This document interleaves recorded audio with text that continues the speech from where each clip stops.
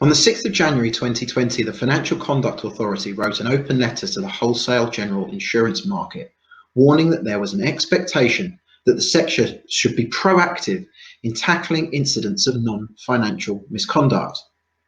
While the COVID-19 pandemic and the recent High Court decision in the FCA's business interruption test case may have distracted from this focus, the open letter represents yet another sign from the FCA that non-financial misconduct is an aspect of financial regulation when considering the 11 FCA principles.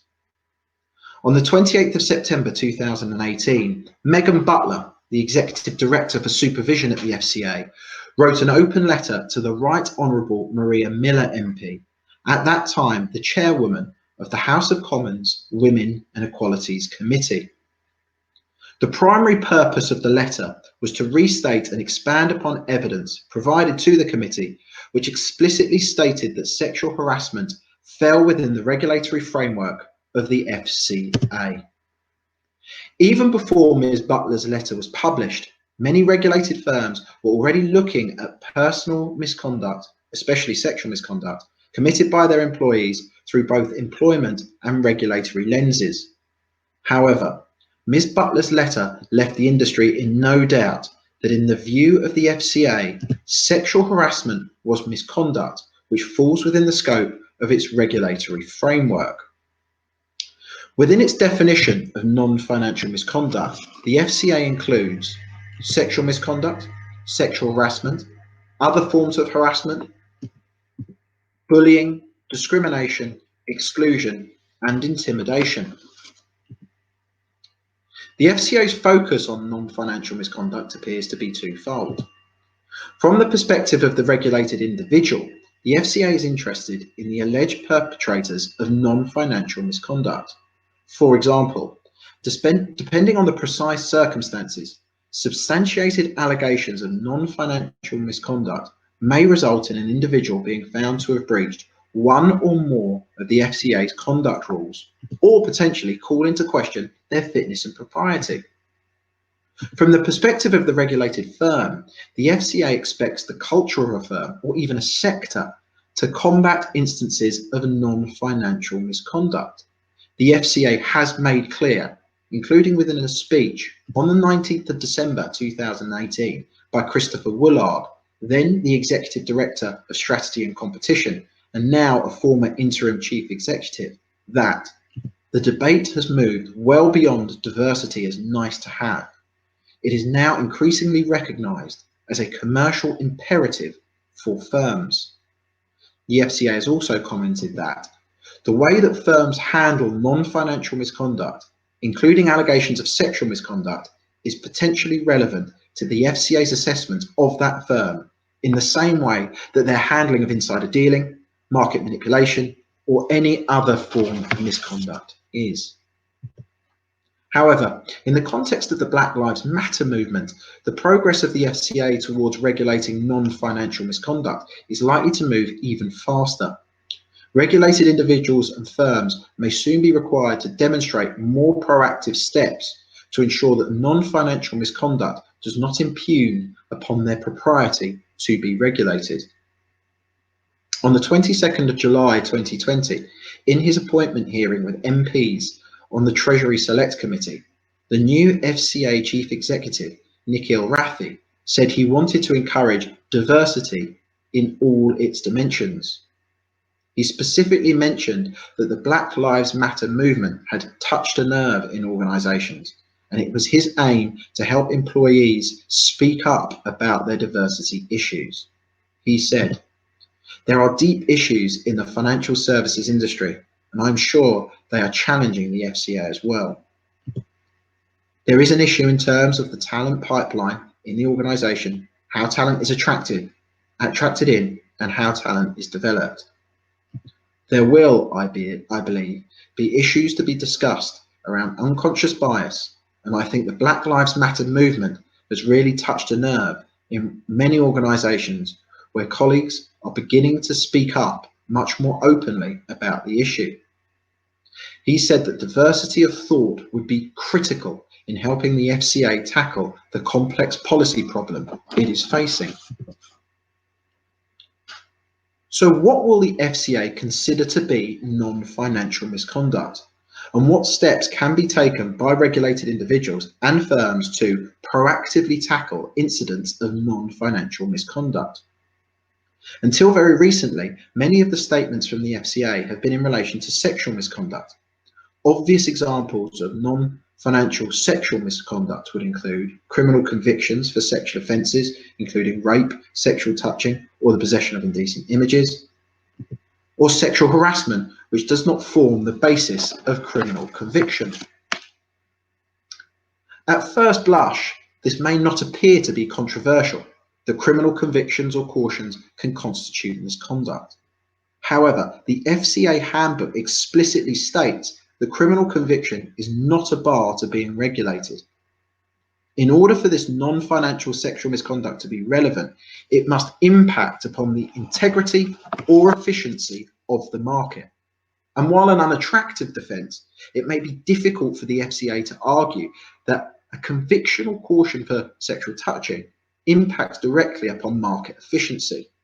However, in my opinion, the statements from the FCA suggest that integrity, even in a market context, will be widely construed by the FCA and then the RDC so as to encompass sexual offences. With sexual allegations which do not form the basis of a conviction or a caution, the principle to be applied will likely be the same. The issue for the FCA will then be evidential. Can the non-financial sexual misconduct be proved, rather than is it sufficiently serious to undermine the integrity of the regulated person? In the context of the Black Lives Matter movement, it is likely that a greater focus will be placed on discrimination in all forms, and favouritism, exclusion, or bullying as a consequence of that discrimination. Many regulated organisations are reconsidering their equality and diversity positions. However, it is the regulated individual who may have to take bigger steps to ensure that their behaviour falls within the policies and that they are challenging behaviour that may be contrary to the expectation of their firms and their regulator. The following 5 points of reflection may be worth considering. 1. Non-financial misconduct is as serious as financial misconduct. The FCA have indicated that they consider their regulatory remit to encompass sexual harassment, discrimination, and bullying, and that they will treat that in the same way as insider dealing. As Christopher Woolard said, non-financial misconduct is misconduct, plain and simple. 2. You are regulated both inside and outside of the office. FCA regulation does not finish at the end of the business day. Any act or omission that goes against the standards expected by the FCA could constitute misconduct, regardless as to where it takes place. A sexually lewd act could still be non-financial misconduct, even if it takes place in the pub rather than in the office. 3. Be proactive in tackling non-financial misconduct. The FCA's letter on the 6th of January 2020 was directed towards the wholesale insurance market. However, it would be foolish to think that the FCA will apply a lesser standard to a different sector or individuals. What is reasonable in the circumstances will of course be fact specific, but a person who can demonstrate a proactive approach will very likely be considered in a more positive way. 4. Reporting is a positive, not a negative. Firms should encourage reporting as a signal of change, rather than as an indication of a problem within a company. As Nikhil Rathi said, he wants to encourage discussion and help employees speak up about diversity issues. 5. This is not business as usual. The FCA is clearly determined to address wider issues of sexism and discrimination, which reflects a greater change in societal attitudes. Senior management teams, which consist of all white men, will be subject to increased scrutiny, under which policy documents may simply not be sufficient to avoid regulatory action. Organisations must be aware of the scope to positively and proactively address perceived problems of sexism and racism. A strong understanding of the steps that can be taken under the Equalities Act is essential. Recruitment and promotion must be focused on positive action but not positive discrimination, which is not permitted under the Act. Further, tokenism is unlikely to curry favour. Rather, organisations should be looking towards systemic, long-term change. Otherwise, there could be potential for regulatory action. It is highly likely that the FCA are going to take action in relation to non-financial misconduct. Proper legal advice at an early stage is essential, whether you are a regulated individual or an organisation. Thank you for your time.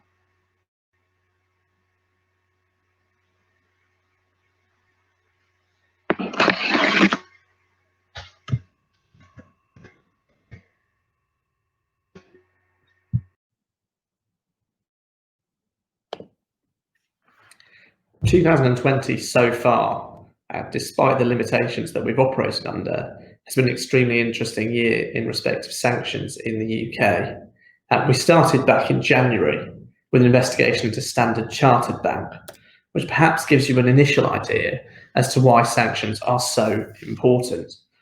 The financial penalties imposed on Standard Chartered Bank were just over £20 million.